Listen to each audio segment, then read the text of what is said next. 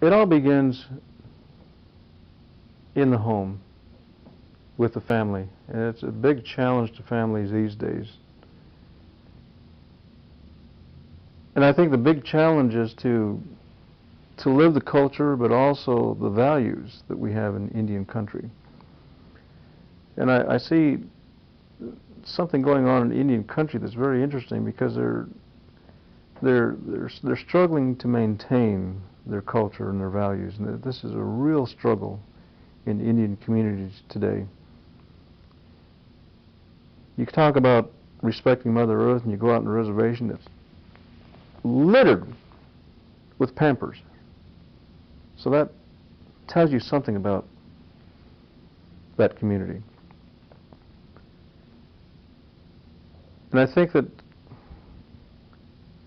what we need most is to get back to the values and incorporate those in what we're doing, get a strong foundation in the values and the culture of your tribe, because that's always something you can fall back on. And if you learn those values, what are we talking about? We're talking about persistence, we're talking about hard work, we're talking about decency and honesty and sharing and caring about everything. All the things that in the world that make it go, because it's all connected. And I think this is probably the biggest challenge to Indian people. But I think that it really begins there in the family with the values we have and what we're being taught in the home. And you can feel it. There's a certain energy there. And that all comes from trying to live that good life, and I think a spirit-filled life and a spirit-led life has a lot to do with it, because I'm not here trying to preach anything. I'm just saying if you get back to the basic Indian values, this is what you're going to find, a spirit-led life. And I think this is what carried our ancestors through. And so I think we've got to go back to our own histories and read about our own people. Pick up the language where you can. Start participating in ceremonies. Start talking with the elderly people. Just getting involved with your own people, and I think you're going to learn a lot from that experience.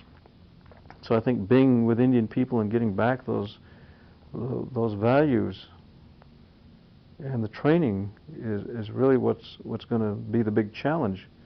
But I think the challenge is there, but I think the answers are there too, of what people can do. But it also shows you how incredibly powerful Indian people can do if they do several things. One, set high goals. Two, believe in themselves. Three, work, work, work. And then have an unfaltering faith in the Great Spirit.